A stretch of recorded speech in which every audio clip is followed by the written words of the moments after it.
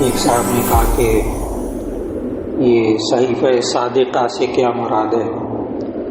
تو اس کا جواب یہ، صحیفہ صادقہ اصل میں علم حدیث کی کتاب کا ایک مجموعہ ہے۔ صحیفہ کہتے ہیں چھوٹی سی کتاب کو، ویسے قرآن مجید میں یہ لفظ آتا ہے صحف ابراہیم و موسیٰ، ابراہیم اور موسیٰ علیہ السلام کے صحیفے۔ تو صحیفہ کا معنی چھوٹی مقدس کتاب، اس کو صحیفہ کہتے ہیں۔ اور جو رسول ہوتے تھے ان پر کتاب نازل ہوتی تھی جس میں پورا دین ہوتا تھا اور مستقل شریعت ہوتی تھی، اور بعض انبیاء ہوتے تھے ان پر صحیفے نازل ہوتے تھے، یعنی پورا دین نہیں ہوتا تھا، اس میں ایک قوم، ایک وقت، ایک نسل کے لیے کچھ احکامات ہوتے تھے، تو ان کو کہتے تھے صحیفہ۔ لیکن یہ جو پوچھا نا صحیفہ صادقہ، یہ اصل میں حضرت عبداللہ ابن عمرو بن العاص رضی اللہ تعالیٰ عنہ کا ایک احادیث کا مجموعہ تھا، اسے صحیفہ صادقہ کہتے ہیں، جو نبی کریم صلی اللہ علیہ وسلم کے زمانے میں لکھا گیا، یعنی دور نبوی میں احادیث کا جو مجموعہ لکھا گیا اس میں سے یہ ایک صحیفہ صادقہ ہے۔ ایک کہتے ہیں اہل کتاب اور مشرکین میں کیا فرق ہے؟ جی، اہل کتاب جو ہے، بعض یہاں بھی سوال کرتے ہیں بہت سے آج کل عید کے موقع پر کہ جی اہل کتاب کا ذبیحہ حلال ہے کہ نہیں ہے؟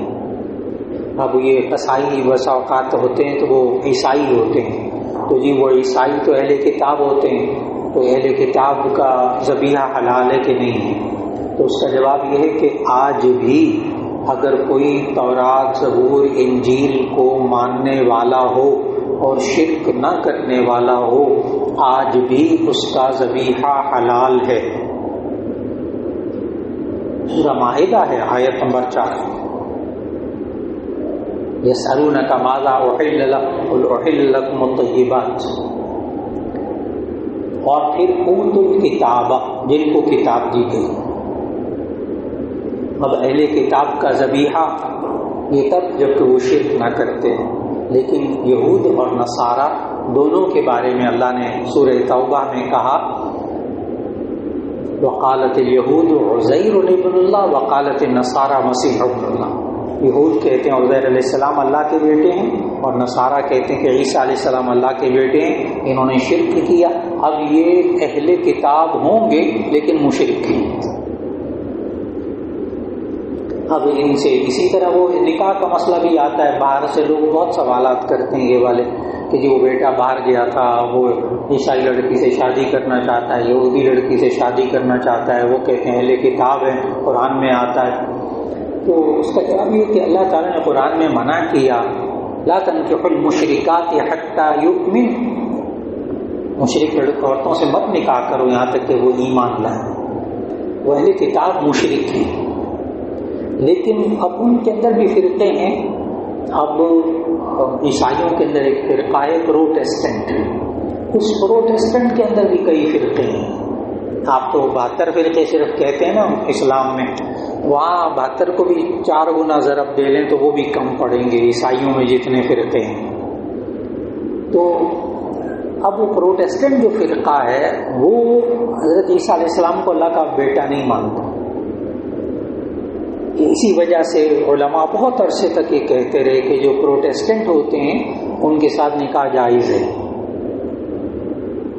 جیسے شاہ اردن ہوتا تھا نا، شاہ اردن شاہ حسین، اس کی بیوی تھی ملکہ نور، ملکہ نور۔ تو وہ جو ملکہ نور تھی نا وہ اصل میں پروٹیسٹنٹ عیسائی تھی۔ جب نکاح ہوا اسلام میں اس نے قبول کیا تھا اس وقت، تو اس وقت تمام دنیا کے علماء نے کہا تھا یہ پروٹیسٹنٹ ہے اور اس کے عقائد بالکل واضح ہیں کہ یہ عیسیٰ علیہ السلام کو اللہ کا بیٹا نہیں کہتی، اہل کتاب ہے، لہذا نکاح ہو سکتا ہے۔ تو میں نے عرض کیا کہ آج بھی اہل کتاب اگر مشرک نہ ہوں تو اس وقت اہل کتاب الگ چیز، مشرکین کہ جو اللہ کے ساتھ کسی کو شریک ٹھہراتے ہیں۔ ایک سوال ہے حضرت جبرائیل علیہ السلام حضرت محمد صلی اللہ علیہ وسلم کے پاس کس شکل میں آتے تھے؟ جی، جبرائیل علیہ السلام کبھی تو بغیر کسی شکل کے، کیونکہ فرشتے نظر نہ آنے والی مخلوق ہے، لہذا کبھی تو جبرائیل علیہ السلام اپنی اصلی شکل میں یعنی بغیر نظر آئے نبی صلی اللہ علیہ وسلم کو وحی نازل فرماتے تھے، اور جب اکثر آتے تھے تو انسانی شکل میں کبھی آتے تھے. ایک صحابی تھے حضرت دحیہ کلبی رضی اللہ تعالیٰ عنہ، ان کی شکل میں آتے تھے، یہ احادیث میں ہے. اور نبی صلی اللہ علیہ وسلم نے خود فرمایا کہ میں نے جبرائیل علیہ السلام کو اصلی شکل میں پوری زندگی میں چند مرتبہ دیکھا. وہ پورے پروں کے ساتھ اور مشرق سے مغرب تک ان کے پر تھے اور یوں تھا بڑی شکل میں دیکھا. وہ ایک معراج کے موقع پر کی بات آتی ہے، ایک اور موقع پر بات آتی ہے کہ میں نے جبرائیل علیہ السلام کو اس طرح دیکھا، وہ اصلی شکل. لیکن عام طور پر انسانی شکل میں اور حضرت دحیہ کلبی رضی اللہ تعالیٰ عنہ کی شکل میں.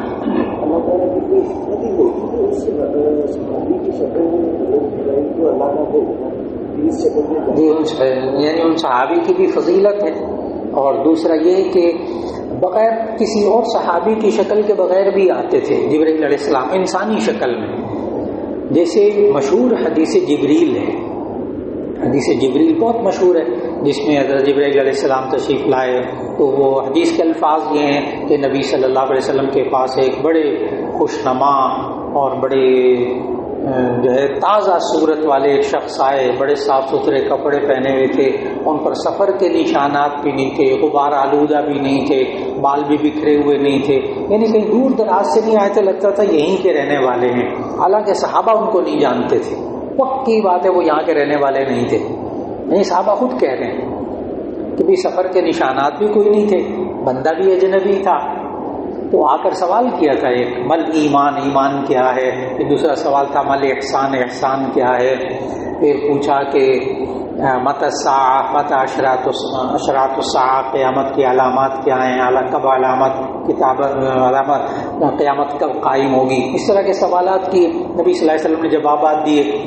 تو جب وہ چلے گیا نا، وہ بندہ چلا گیا، وہ بندہ، تو نبی صلی اللہ علیہ وسلم نے حضرت صحابہ سے پوچھا. تو حضرت عمر رضی اللہ تعالیٰ سے پوچھا کہ پتہ ہے کون تھے جو آئے تھے، یہ بھی کون گیا ابھی اٹھ کے؟ تو انہوں نے کہا، حضرت عمر رضی اللہ تعالیٰ نے فرمایا کہ نہیں، میں تو نہیں جانتا کون تھا.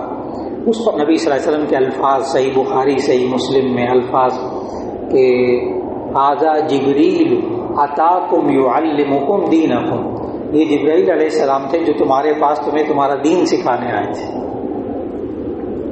تو اللہ تعالیٰ نے اپنی حکمت سے نبی صلی اللہ علیہ وسلم کے بعد جبرائیل علیہ السلام کو مختلف شکلوں میں بھیجا، لیکن انسانی شکلوں میں بھی بھیجا. جی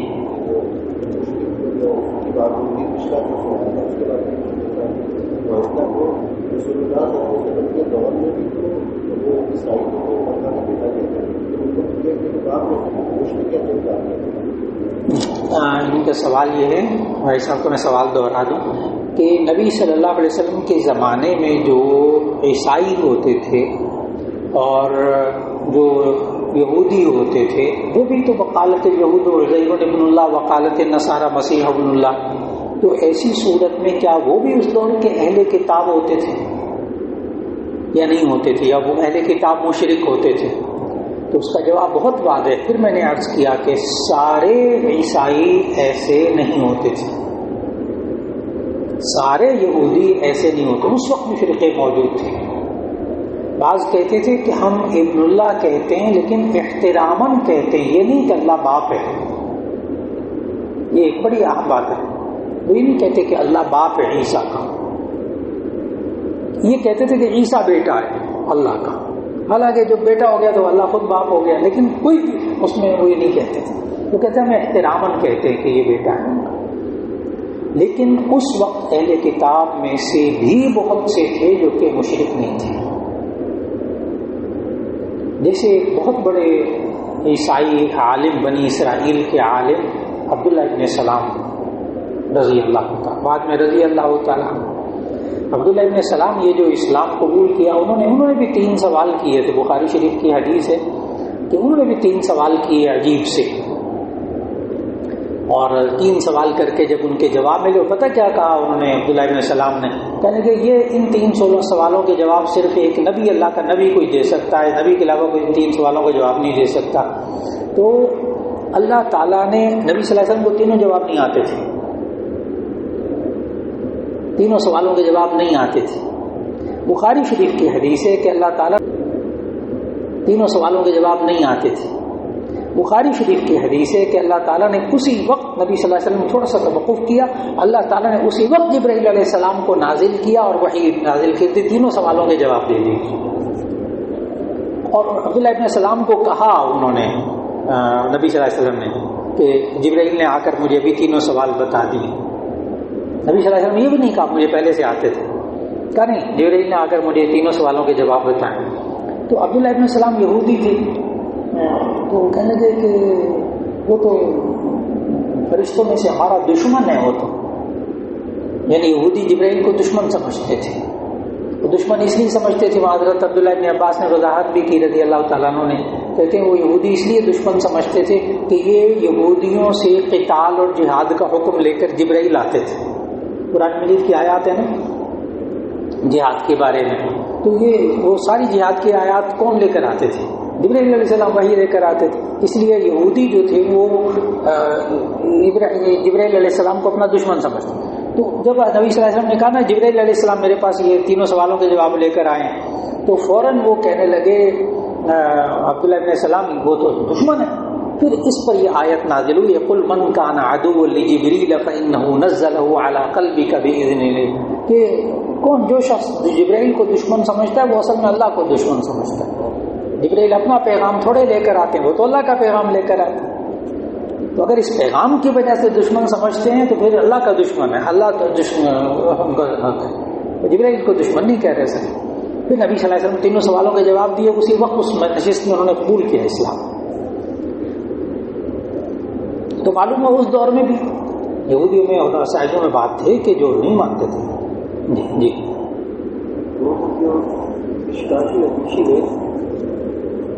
اس حکومت میں جس یہودی اور عیسائی پر میرا پیغام سب پہنچ گیا جو کوئی مان لائے تو ہمارا جب نہیں ہے دنیا خوب رات کے بعد پیغام نہیں پہنچا, اس کا کیا بنے گا؟ جی ڈاکٹر صاحب کا سوال یہ ہے کہ ایک حدیث آتی ہے کہ جس میری امت میں جس یہودی جس عیسائی کو میرا پیغام پہنچا اور وہ مجھ پر ایمان نہ لایا تو ایسی صورت میں وہ جہنم میں جائے گا. تو اب ڈاکٹر صاحب کا سوال یہ کہ ٹھیک ہے وہ ایمان نہیں لایا تو جہنم میں جائے گا, لیکن اگر کوئی یہودی عیسائی دنیا میں ایسا ہو کہ جس کو آخری نبی صلی اللہ علیہ وسلم کے بارے میں پتہ ہی نہیں چلا, ان کے آنے کا پیغام تو کیا پتہ ہی نہیں چلا, تو اس کے بارے میں یاد رکھ لیجئے گا سورہ فتح کی آخری آیت, سورہ فتح کی آخری آیت, محمد الرسول اللہ والذین معه اشداء علی الکفار رحماء بینہم تراہم رکعا سجدا یبتغون فضلا من اللہ ورضوانا سیماہم فی وجوہہم من اثر السجود ذلک مثلہم فی التوراۃ ومثلہم فی الانجیل. آخری نبی صلی اللہ علیہ وسلم کے بارے میں تورات انجیل میں سب کچھ موجود تھا, فکر نہ کریں سب کچھ موجود تھا. بتائیں یعرفونہ کما یعرفون ابناءہم, وہ نبی صلی اللہ علیہ وسلم کو آخری نبی کو قرآن کو اس طرح پہچانتے تھے جیسے اپنے بیٹوں کو پہچانتے تھے. نہیں کو پتہ نہیں تھا, اتنی نشانیاں تھیں. اچھا جی, یہ کہہ رہے ہیں کہ اگر ایک کوئی شخص عید کی نماز کی ایک رکعت ہو گئی یا پوری نماز ہو گئی تو وہ کیسے نماز عید ادا کرے؟ ایک تو یہ ہے کہ عید کی نماز سنت مؤکدہ واجب کے درجے میں, لیکن اگر رہ جائے تو اس کی قضا انفرادی نہیں ہے. اکیلے عید کی نماز پڑھنا مشروع نہیں ہے, نہ عورتوں کے لیے نہ مردوں کے لیے, اور عید کی نماز کے لیے جماعت شرط. اس لیے عید کی نماز اگر ایک رکعت فوت ہو گئی تو دوسری رکعت اسی طرح پڑھے گا گویا کہ پہلی رکعت فوت ہو گئی. یعنی جب کھڑا ہوگا ایک رکعت رہ گئی, کھڑا ہوگا کھڑے ہو کے سبحانک اللہم پڑھے گا, 3 دفعہ تکبیر کہے گا, سورۃ فاتحہ پڑھے گا, سورت پڑھے گا, اپنی ایک رکعت پوری کرے. اور اگر صرف تکبیریں رہ گئیں جیسے آ کر سورہ فاتحہ جب شروع ہو گئی پھر آیا، تکبیریں ہو چکی تھی پہلے تو کوئی حرج نہیں. رکوع سے پہلے آیا تو تکبیریں دہرانی ضروری نہیں اس کے ذمہ، واجب ادا ہو گیا اس کو. لیکن اگر ایک رکعت رہ گئی تو پھر وہ دہرا دے گا تکبیر دوسری رکعت میں. اور اگر کہتے ہیں پوری نماز ہو گئی ہے تو کیسے نماز عید ادا کرے، تو اس کا جواب یہ ہے کہ اگر وہ عید پہنچا وہاں عید کی نماز ختم ہو گئی، مکمل دعا ہو گئی، خطبہ شروع ہو گیا، تو اسی صورت میں خود وہاں کھڑے ہو کر اکیلے عید کی نماز نہ پڑھے. کوشش کریں کہ اور کہیں ذرا بعد میں ہو رہی ہو وہاں تک پہنچ جائے، وہاں پہنچ کے عید کی نماز پڑھ لیں. بہت سے لوگ اگر رہ گئے عید کی نماز پڑھنے سے تو اپنی جماعت کرا سکتے ہیں دوسری. بس اوقات ہوتا ہے 50 60 70 100 بندہ رہ گئے عید کی نماز پڑھنے سے، وہ عید کی نماز دوبارہ کروا لیں، کوئی مسئلہ نہیں، کیونکہ مسجد تو ہے نہیں جی. ہاں کوئی بندہ خطبہ بھی پڑھ لے گا، خطبہ سنت. اگر کوئی بھائی یا کوئی رشتہ دار جو بینک میں ملازمت کرتے ہوں ان سے ملا ہوا تحفہ یا رقم قبول کرنا چاہیے یا نہیں، جو تحفہ یا رقم ملی اس کا کیا کریں؟ جی یہ بہت سارا سوال آتا ہے کہ آج کل کے جو کنونشنل بینک ہیں جہاں سودی کاروبار ہوتا ہے تو وہاں وہ کام کرتا ہے، تو کیا اس کے پاس اس کے یہاں کھانا جائز ہے کہ نہیں، ان کو اس کی حرام آمدنی ہے اور اس کا تحفہ دیا ہوا دینا جائز ہے کہ نہیں؟ تو اس کا جواب ذہن میں رکھیے گا. ایک تو یہ ہے کہ اگر وہ ٹوٹلی کمائی اس کی ہے ہی بینک کی اور کوئی کاروبار نہیں، کوئی کچھ نہیں، تو ایسی صورت کے اندر بھرپور کوشش کریں کہ اس کا دل نہ دکھائیں، اس کے منہ پہ کہہ دیں آپ کم کھانا بھی نہیں کھا سکتے، آپ بینک میں کام کرتے ہیں، آپ جو ہے نا تحفہ بھی کوئی نہ ہمیں دیا کریں، آپ ہمارے گھر میں کوئی ہدیہ بھی نہ لے کر آیا کریں، ظاہر تعلق بھی ٹوٹ جائے گا. تو ایسی صورت کے اندر دیکھنا چاہیے کہ اس کا کیا سارا آمدنی اس کی حرام ہی کی ہے. اگر ٹوٹل آمدنی حرام ہے تو اسی صورت میں بچنے کی کوشش ہو جائے، اور تحفہ بھی کوئی دے تو اس سے بھی بچنے کی کوشش ہو جائے. لیکن اگر وہ بیوی کو پیسے دیتا ہے اور بیوی آگے جا کر اپنی طرف سے کسی کو تحفہ دے دیتی، وہ جائز ہوگا. اب ہاتھ بدل گیا، اب ملکیت بدل گئی، ہاتھ بدل گیا. نبی صلی اللہ علیہ وسلم کہ ہاں گوشت پک رہا تھا، حضرت عائشہ رضی اللہ عنہا کیا گوشت پک رہا تھا ہانڈی میں، بخاری شریف کی حدیث. جب نبی صلی اللہ علیہ وسلم کھانا کھانے لگے تو کوئی اور سالن آ گیا، وہ گوشت نہیں آیا، تو نبی صلی اللہ علیہ وسلم نے فرمایا وہ ہانڈی میں گوشت پک رہا تھا اس کا کیا ہوا؟ تو حضرت عائشہ رضی اللہ عنہ نے عرض کیا کہ یا رسول اللہ وہ جو ہماری خادمہ ہے نا حضرت بریرہ، تو ان کو وہ صدقے کا گوشت آیا ہے اور آپ صدقہ نہیں کھاتے، اس لیے آپ کے لیے نہیں. تو نبی صلی اللہ علیہ وسلم نے، بخاری شریف کی حدیث ہے، نبی صلی اللہ علیہ وسلم نے ایک زندگی کے لیے اصول سکھا دیا، فرمایا لہا صدقۃ ولنا ہدیۃ، بس لہا صدقۃ ولنا ہدیۃ، یہ بریرہ کے لیے صدقہ تھا، بریرہ آگے ہمیں کھلائے گی تو وہ ہدیہ ہوگا. تبدل ید، ہاتھ بدل جانا، ملکیت بدل جانا، اس سے حکم بدل جاتا،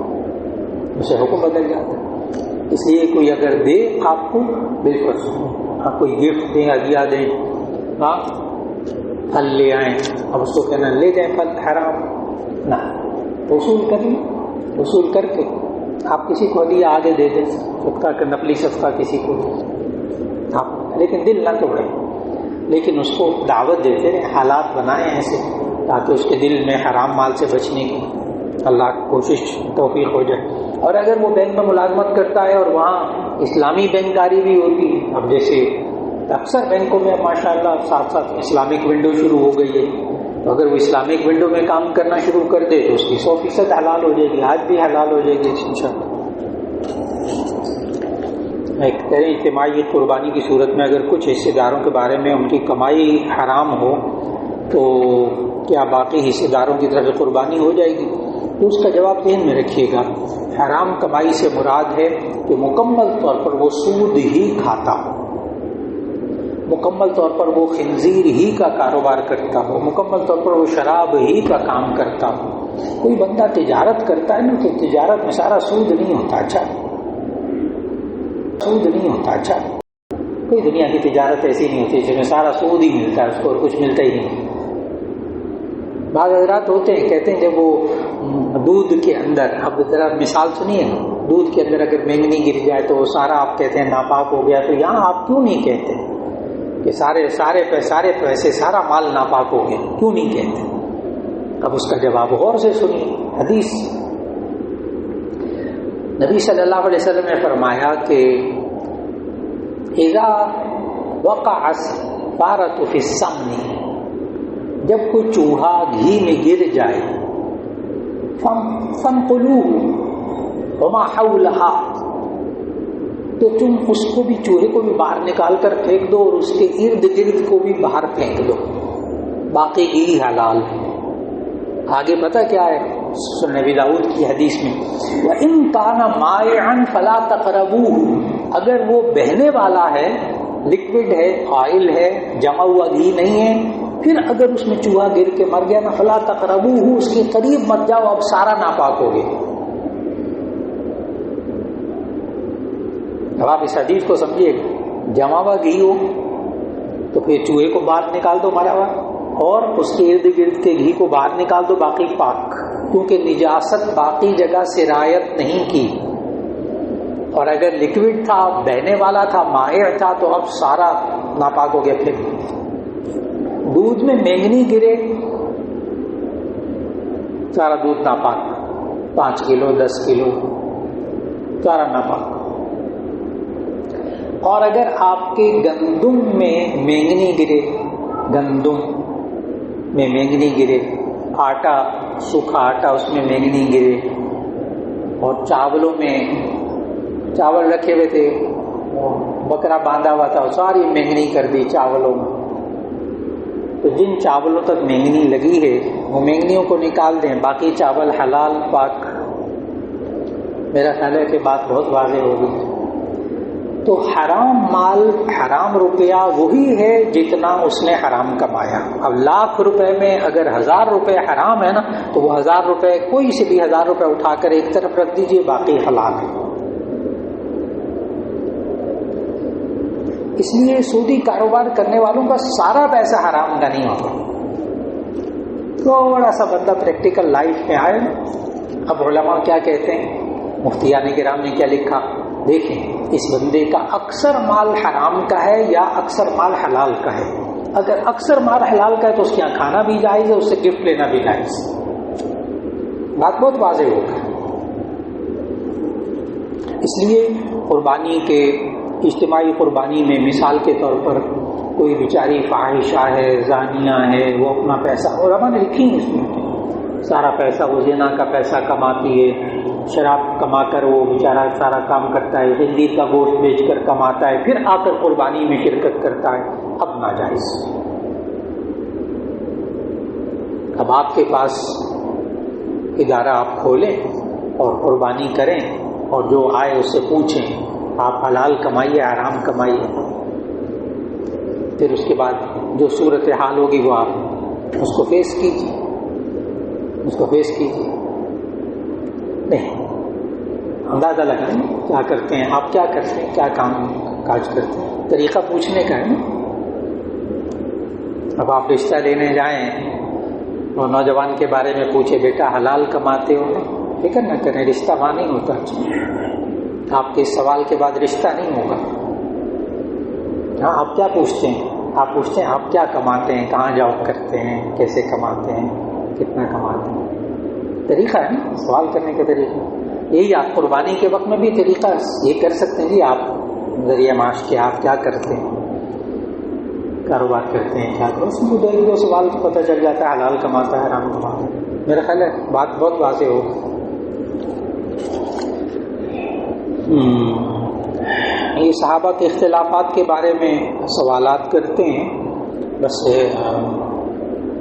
ہر جمعے کے اندر ایک حدیث پڑھی جاتی ہے۔ اس سوال کے جواب میں صحابہ کے اختلافات کے بارے میں سوال کیا ہے، تو جب بھی میں جواب دوں گا تو اس حدیث کی خلاف ورزی ہو جائے گی، اور حدیث ہر جمعے میں سناتے ہیں، اللہ اللہ فی اصحابی، اللہ سے ڈرو، اللہ سے ڈرو میرے صحابہ کے بارے میں، لا تتخذوہم غرضا من بعدی، میرے بعد تم ان کو نشانہ مت بنانا۔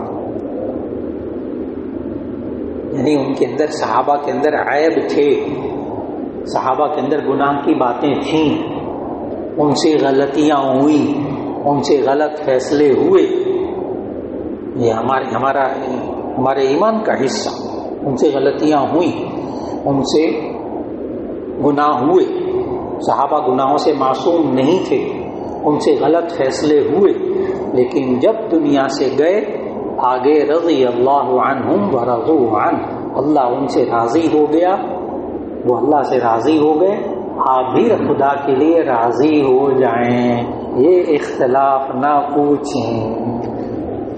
اور اب بھی کوئی بندہ مزے لیتا ہو نا صحابہ کے اختلافات، صحابہ کی برائیاں کر کر کے، ہاں، تو وہ سیدھی سی بات ہے کہ اللہ تو راضی ہو گیا، یہ ابھی تک راضی نہیں ہوا۔ جی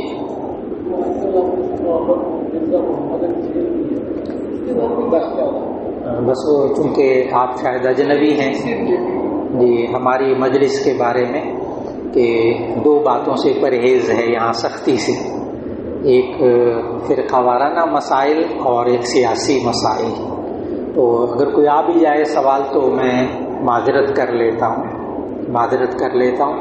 اور الگ سے کوئی سوال پوچھے، یعنی ہماری نشست کے بغیر کوئی سوال پوچھے، پھر میں کھول کر خوب اچھی طرح جواب دیتا ہوں، الحمدللہ بہت کھل کر جواب دیتا ہوں۔ اس مجلس میں نہیں، اس مجلس میں فرقہ وارانہ نہیں، کسی کا نام بھی نہیں ذکر کرتا الحمدللہ، اور نہ سیاسی سوالات، اس لیے کہ اس میں جو بھی جواب آئے گا کسی کا دل ٹوٹے گا، کسی کا کچھ ہوگا، یا مختلف ذہن کے لوگ ہوتے ہیں۔ اور دوسرا یہ ہے کہ جب جامعہ شفیہ میں پڑھاتا ہوں وہاں بخاری شریف وہ پوری دنیا میں لائیو چل رہا ہوتا ہے، وہاں تو جی ایک ایک کا اختلاف، ایک ایک کی دلیل بھی اسی کی دلیل، امام شافعی کی دلیل بھی، حلال حرام کا اختلاف ہے آپس میں، تو وہاں میں امام شافعی کا مذہب بھی بیان کرتا ہوں، نام احترام سے لے کر امام مالک کا بھی مذہب بیان کرتا ہوں، امام احمد ابن حنبل کا بھی مذہب بیان کرتا ہوں، پھر امام ابو حنیفہ کا مذہب بیان کرتا ہوں، پھر ان کی دلیل زیادہ کیوں مضبوط ہے، ہم لوگ کیوں اس پر پھر عمل کرتے ہیں، پھر اس کی وجہ بتاتا ہوں، لیکن بڑے احترام کے ساتھ سب کا نام لے کر۔ یہاں اختلافی مسائل سے پرہیز ہوتا ہے۔ جی ایک صاحب نے کہا ایک بندہ کسی سے قرضہ لے کر قربانی کرے، بعد میں قرضہ پورا واپس نہیں کرتا، اس کی قربانی ہو جائے گی؟ جی اس کی قربانی تو ہو جائے گی، ظاہر قربانی تو ہو گئی، آگے پیسے ادا نہ کرنا، قرضہ پورا نہ کرنا، اس کا گناہ ہوگا اس کو، اور پتہ ہے کتنا بڑا گناہ ہوگا، کتنا بڑا گناہ ہوگا۔ بس ایک حدیث سنا دوں گا تو بات مکمل ہو جائے گی۔ یغفر للشہید کل ذنب الا الدین، شہید کا ہر گناہ معاف ہو جاتا ہے شہادت کی وجہ سے، قرض معاف نہیں ہوتا، وہ ادا کرنا ہی نہیں ہے تو آخرت میں بھگتے سزا بھگتے۔ شہید کا نبی صلی اللہ علیہ وسلم جس پر قرض ہوتا تھا اس کی نماز جنازہ نہیں پڑھاتے تھے، وجہ پتہ کیا تھی کہ نبی صلی اللہ علیہ وسلم نماز جنازہ پڑھا دے پھر بھی اس کا قرض کا گناہ معاف نہ ہو۔ نبی صلی اللہ علیہ وسلم کسی کی نماز جنازہ پڑھائیں پھر اس کی مغفرت ہو گئی نا، لیکن وہ قرض دار کی تو مغفرت نہیں ہوگی، اس لیے نبی صلی اللہ علیہ وسلم جنازے سے پیچھے ہٹ جاتے تھے۔ جامع ترمذی کی حدیث، انکار کر دیتے تھے، فرماتے تھے میں نہیں پڑھاؤں گا، اما انا فلا اصلی علیہ، میں اس کی نماز جنازہ نہیں پڑھاؤں گا، آپ لوگ پڑھا لو۔ پھر کیا ہوتا کیا تھا وہاں؟ اچھا ایک دفعہ بھی ایسا نہیں ہوا، پورے ذخیرے حدیث کو ذرا غور سے پڑھیں، ایک دفعہ بھی ایسا نہیں ہوا کہ پھر نبی صلی اللہ علیہ وسلم نے اس کی نماز جنازہ نہ پڑھائی ہو، ایک بھی مثال نہیں ہے۔ پھر کیا ہوتا کیا تھا؟ وہی صحابہ کہتے تھے یا رسول اللہ ہم ادا کریں گے، پھر نبی صلی اللہ علیہ وسلم اور پکا کرتے تھے پورا کا پورا قرض ادا کریں گے، تو صحابہ کہتے تھے جی ہاں پورا ہم ادا کریں گے، نبی صلی اللہ علیہ وسلم نماز جنازہ پڑھا دیتے تھے۔ اب دیکھو وہ اس کا ایک گناہ تھا وہ بھی ختم کروا دیا، ایک گناہ تھا وہ بھی ختم کروا دیا۔ اس لیے قربانی کیجیے، لیکن قرض لینا ہو تو ضرورت اول تو واجب نہ ہو تو قربانی قرض لے کر کرنی نہیں چاہیے۔ ہاں اگر آپ سمجھتے ہیں اس وقت حالات ایسے ہیں، انشاءاللہ آ جائے تو میں ادا کر دوں گا. ٹھیک ہے، بالکل ٹھیک ہے.